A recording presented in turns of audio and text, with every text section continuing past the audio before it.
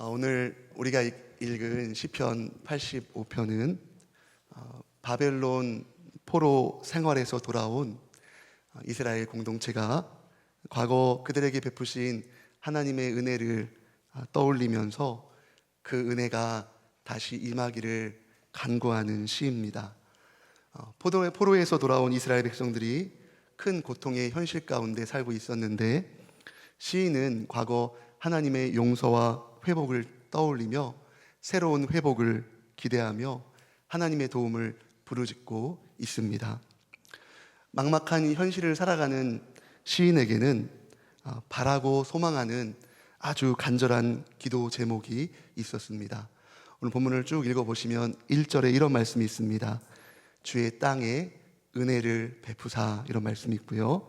9절 말씀을 보면 영광이 우리 땅에 머무르리이다, 이런 말씀이 있습니다.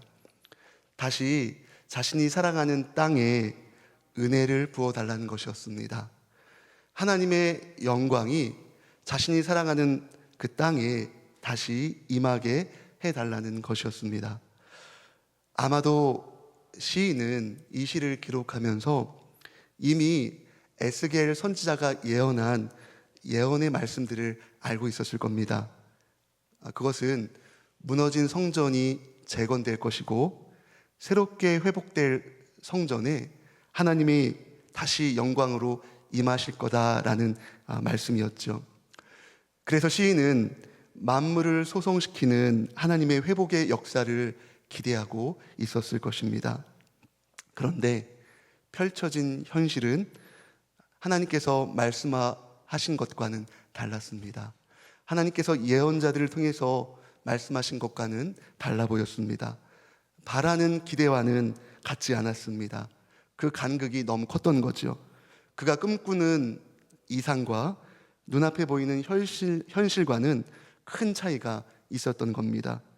그래서 이 시인은 아주 간절한 마음으로 하나님의 영광의 임재를 소망하며 기도하고 있는 것이죠. 주의 땅에 은혜를 베풀어 주옵소서. 주의 영광이 우리 가운데 머물게 하여 주옵소서. 자, 그래서 오늘 우리가 이 시간에는 이 본문의 시인의 기도를 살펴보며 이런 어려운 환경 속에서 하나님의 영광을 바랬던, 하나님의 은혜를 바랐던 이 시인의 믿음의 자태를 살펴보려 합니다. 한 가지 질문을 던지면서 설교를 이어가려고 하는데요. 이 시인의 믿음의 자태에 있는, 믿음의 자태를 이루고 있는 저변, 그의 믿음의 밑바탕이라고 할 수 있겠죠. 그의 믿음의 저변, 그의 믿음의 밑바탕을 이루고 있는 것이 무엇일까?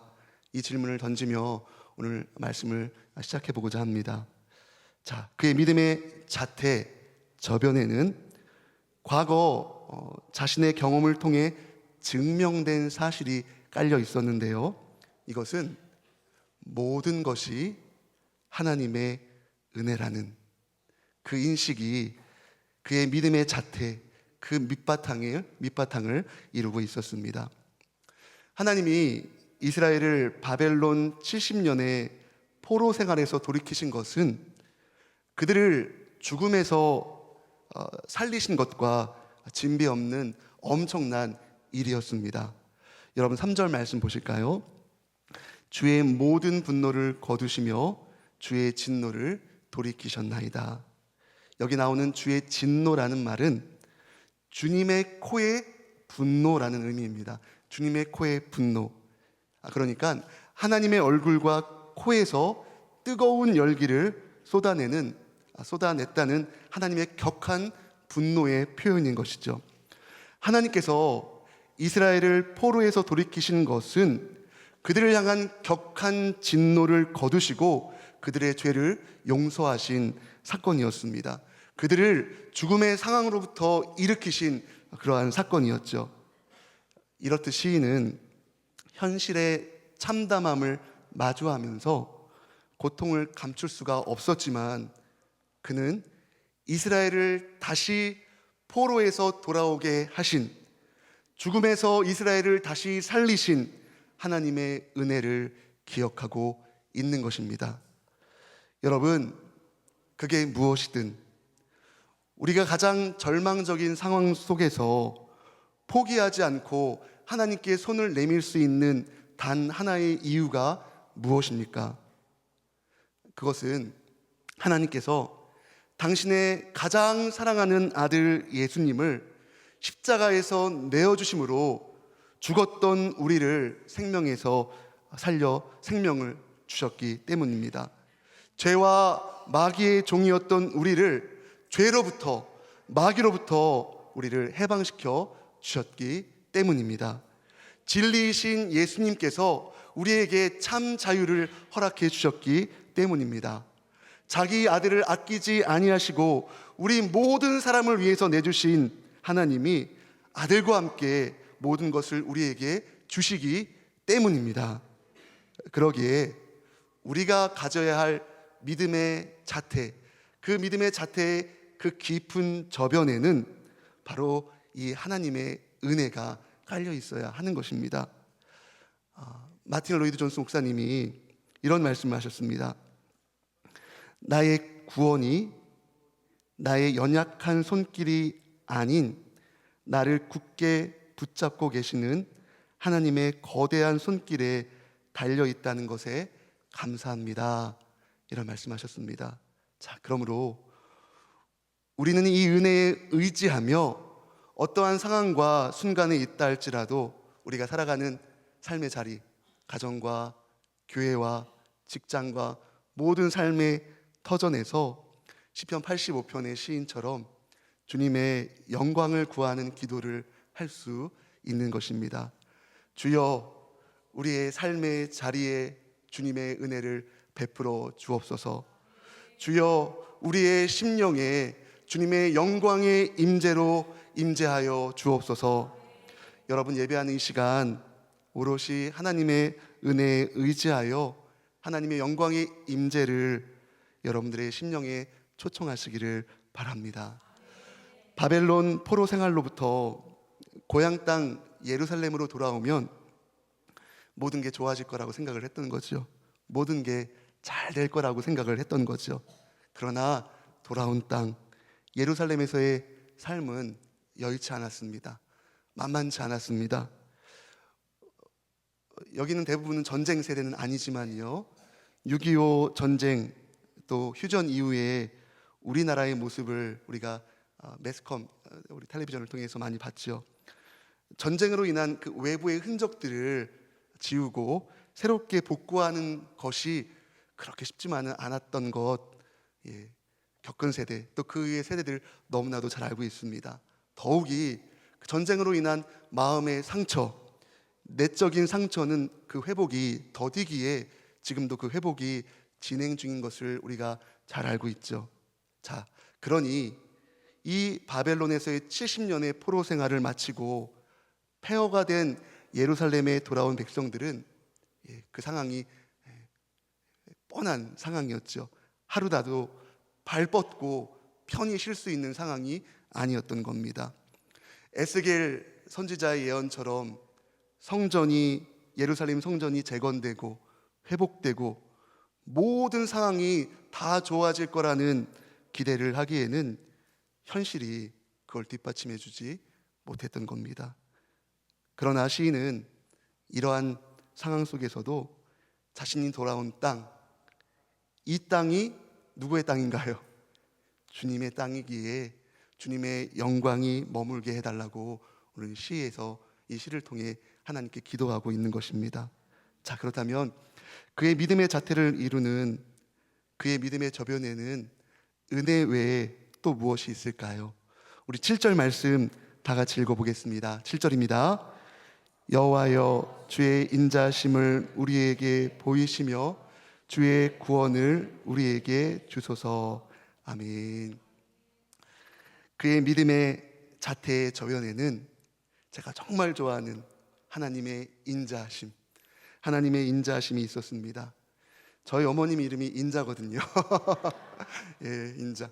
예, 하나님의 인자하심이 그 인자랑 이 인자랑 다른 인자거든요. 예, 하나님의 헤세드이죠. 헤세드가 무엇입니까?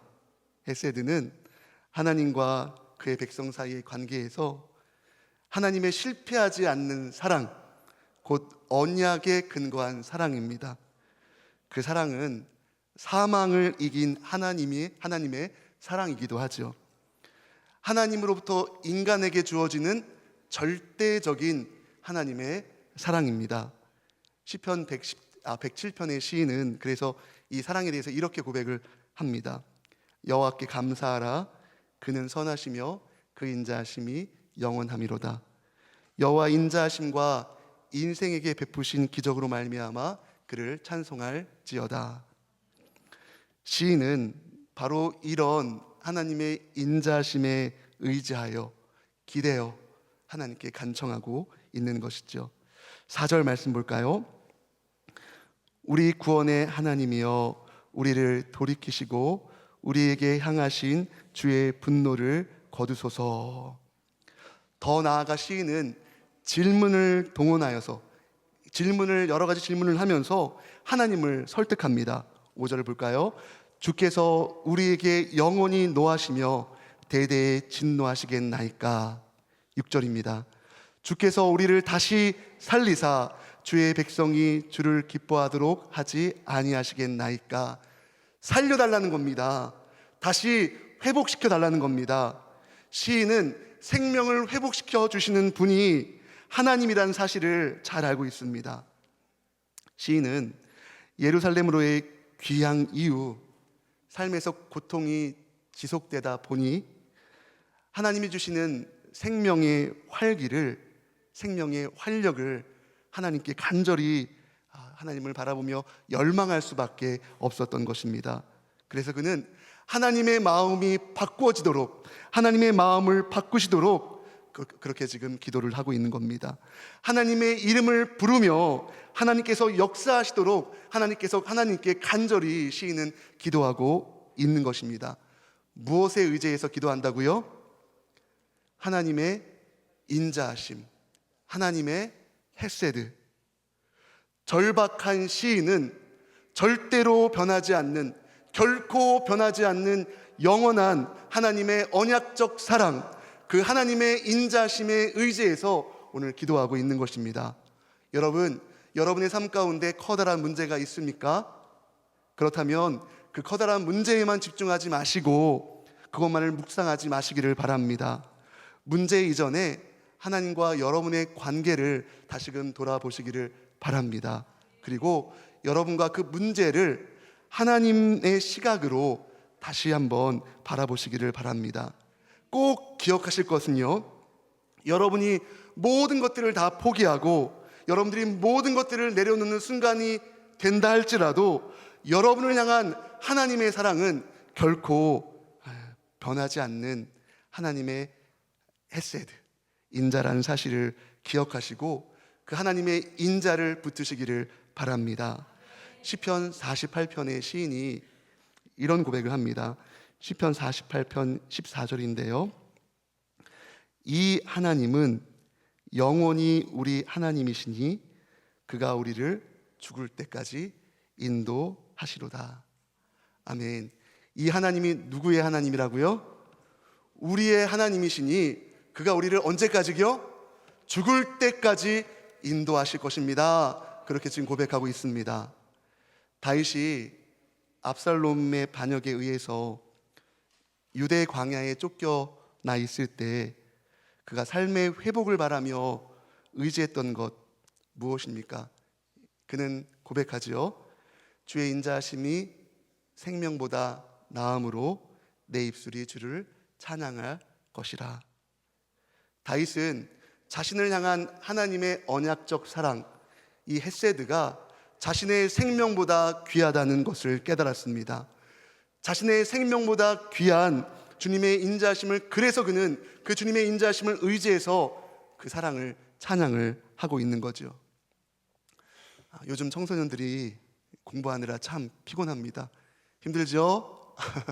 우리 중고등부 학생들 힘들 거예요. 지금 또 시험 기간이어서 힘들 텐데 공부에 대한 스트레스가 참 심하죠. 이런 이야기를 들은 적이 있습니다. 아주 행복하고 재밌게 노는 아이에게 갑자기 이렇게 묻는 겁니다. 너 불안하니? 물으면 그렇게 행복하게 놀다가도 이 아이가 자신의 현실을 생각하며 눈물을 흘리며 운다는 겁니다. 공부에 대한 스트레스 때문에 그 마음이 불안한 거예요. 여러분, 우리 학생들 어떤가요? 불안하신가요? 여러분 어떠신가요? 불안하십니까? 불안이 여러분들의 마음을 여전히 붙잡고 계십니까? 예언이 불안해? 예. 아더 핑크 목사님이 이런 말을 했습니다. 불안에 대한 가장 좋은 해독제는 하나님의 선하심과 능력과 충분하심을 자주 묵상하는 것입니다. 여러분 불안하십니까? 그렇다면 여러분을 향한 하나님의 언약적 사랑, 그 헤세드를 자주 묵상하시기를 바랍니다. 깊이 묵상하시기를 바랍니다. 그리고 계속 바라보십시오. 그리고 다윗처럼 여러분의 내면에 소리쳐 고백하시길 바랍니다. 늘 소리치는 거예요. 우리 내면에 주의 인자심이 내 생명보다 귀합니다. 그러므로 나는 이 상황 속에서, 이 어렵고 힘든 상황 속에서 주님을 찬양하겠습니다. 이런 고백을 내 심령에 외치는 겁니다. 주의 인자심을 바라보며 그 인자심을 작은 신음소리라 할지라도 여러분 찬양하시기를 바랍니다. 주의 인자는 끝이 없고 주의 자비는 무궁하며 아침마다 새롭고 늘 새로우니 주의 성실이 큼이라. 여러분 주님의 인자하심을 붙드십시오. 여러분의 심령에 새 힘을 부어주실 것입니다. 이처럼 이 시인은 하나님의 은혜와 하나님의 인자하심을 의지함으로 자신의 땅, 자신의 삶의 자리에 하나님의 영광이 임하기를 간절히 소망하며 기도합니다. 자, 그러면서 그는 말합니다. 우리 8절 말씀 같이 한번 읽어볼까요? 8절입니다. 시작. 말씀을 들으니 무릇 그의 백성 화평을 말씀하실 것이라. 그들은 다시 어리석은 대로 돌아가지 말지로다. 아멘. 8절 말씀 보세요. 내가 하나님 여호와께서 하실 말씀을 들으리니. 여러분 1절부터 7절까지를 쭉 보시면 문장들의 주어가 우리입니다. 우리. 자, 그러다가 8절부터는 주어가 나로 바뀝니다. 어떤 의미입니까? 내가 결단하겠다는 겁니다. 무엇을 결단하겠다는 겁니까? 8절 말씀 방금 읽었는데요. 새 번역 성경에서 보면 이렇게 번역하고 있습니다.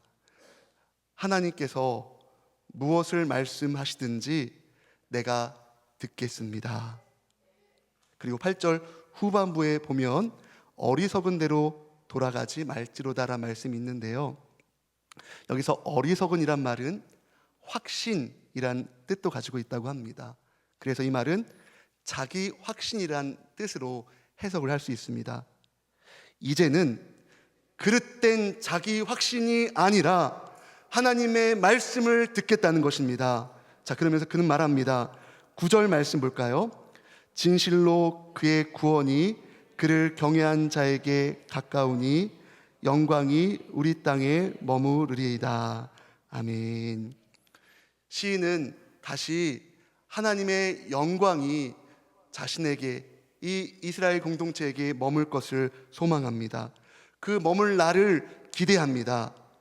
그런 그가 다시는 주의 통치를 거스리고 하나님의 분노를 촉발하는 그릇된 안정감이나 그릇된 자기 확신이 아니라 오직 하나님의 말씀을 들음으로 하나님만을 경외할 것을 지금 내가라는 주어로 결단을 하고 있는 것을 볼 수 있습니다. 왜냐하면 시인은 그럴 때 하나님의 영광이 임함으로 황폐해진 이 땅, 황폐해진 이 유대 땅에 샬롬, 즉 하나님으로부터 오는 진정한 평화가 임할 것을 알았기 때문이었습니다. 8절 말씀을 제가 세번역 성경으로 다시 읽어보면 이런 말씀이 됩니다. 하나님께서 무엇을 말씀하시든지 내가 듣겠습니다. 주님께서 우리에게 평화를 약속하실 것입니다. 주님께서는 주님의 백성, 주님의 성도들이 망령된 대로 돌아가지 않는다면 진정으로 평화를 주실 것입니다. 아멘. 여러분, 어디로 돌아가야 합니까? 우리는 하나님 말씀으로 돌아가야 합니다. 하나님을 경외하는 삶으로 돌아가야 합니다. 여러분, 현재 우리가 살아가는 이 땅은 어쩌면 시인이 지금 살아가는 그 땅의 그 유대 땅보다 더 고통스러운 땅일 수도 있습니다. 하나님의 은혜로 예수님이 생명 주신 십자가 사랑으로 주님께 돌아온 백성들이 살아가지만 여전히 우리가 살아가는 이 땅은 고통스럽고 또 살기 힘든 세상입니다. 각자가 자기들이 주장하는 주장들을 내세워서 분열하는 세상이죠. 자기 것을 챙기느라 서로 다투는 세상이죠. 경제적인 회복을 위해서 힘쓰지만 인간의 탐욕으로 인해서 사회의 시스템은 여전히 불안하기 그지없습니다. 가진 것이 많은 자는 더 많이 갖게 되어지고 없는 자는 더 없게 되어지는 그러한 사회입니다. 깨어진 가정들이 얼마나 많은지요. 소외된 사람들은 얼마나 많은지요. 삶을 비관한 사람들의 안타까운 죽음, 분노와 혐오가 가득한, 비열함이 가득한 세상이 우리가 살아가는 이 세상의 모습입니다. 갈등을 조장해서 싸움을 부추기죠. 자신들의 이익을 챙기는 자들, 이것이 우리가 살아가는 우리의 세상의 모습이죠.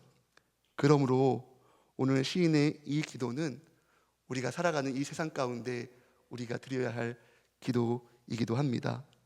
하나님, 우리가 살아가는 이 땅, 여전히 불합리가 판을 치고 여전히 비열함이 가득한 이 땅, 여전히 인간의 탐욕으로 많은 것들이 불안한 이 땅에 하나님의 영광으로 임재하여 주옵소서. 주여, 우리의 삶의 자리에 주의 영광이 머물게 하옵소서. 이것이 우리의 기도가 되어야 하는 것입니다. 날마다 우리는 하나님의 은혜와 하나님의 인자심을 의지해서 하나님의 영광이 이 땅에 임할 것을 우리는 우리의 기도의 자리에서 하나님께 간절히 부르짖어야 하는 것입니다. 하나님의 영광이, 하나님의 은혜가 다시 이 땅에 임하도록 우리는 간절히 구해야 하는 것입니다. 나아가 날마다 우리는 하나님의 영광이 임하도록, 하나님의 은혜가 임하도록 우리는 다시 하나님께로 돌이켜야 합니다. 하나님께로 다시 돌아가야 합니다. 우리는 하나님을 경외함으로 하나님 말씀 앞에 서야 합니다. 하나님께서 무엇을 말씀하시든지 내가 듣겠습니다. 내가 순종하겠습니다. 내 안에 있었던 그릇된 확신이나 자기 확신들을 내려놓고 내 삶의 모든 주도권을 하나님께 내어드리니 하나님, 내 삶을 주장하여 주옵소서. 우리가 참 좋아하는 성경 구절 중에 하나이죠. 저는 구약 성경을 한 말씀으로 요약한다면 이 말씀이라고 생각이 되어집니다. 구약 성경 중에서 가장 중요한 말씀이라고 생각을 하는데요, 미가서 6장 8절 말씀이죠. 이런 말씀입니다. 사람아, 주께서 선한 것이 무엇임을 내게 보이셨나니 여호와께서 내게 구하시는 것은 오직 정의를 행하며 인자를 사랑하며, 여기서 인자는 사람의 아들이 아니라 헤세드입니다. 하나님의 언약적 사랑, 인자를 사랑하며 겸손하게 내 하나님과 함께 행하는 것이 아니냐. 이러한 삶을 우리가 살아갈 때 우리는 우리의 삶 가운데, 오늘 본문 말씀 마지막 부분 한번 같이 한번 읽어볼까요? 자, 우리 10절, 11절, 12절까지 같이 한번 읽어보겠습니다. 시작. 인애와 진리가 같이 만나고 의와 화평이 서로 입맞추었으며 진리는 땅에서 솟아나고 의는 하늘에서 굽어보도다. 여호와께서 좋은 것을 주시리니 우리 땅이 그 산물을 내리로다. 아멘. 우리가 이러한 삶을 살아갈 때 우리의 삶에 사랑과 진리, 정의와 평강과 희락으로 가득한 하나님 나라 샬롬을 우리는 경험하게 될 것입니다. 이 놀라운 은혜를 경험하는 저와 여러분 모두 되길 주님의 이름으로 간절히 축원합니다. 아멘.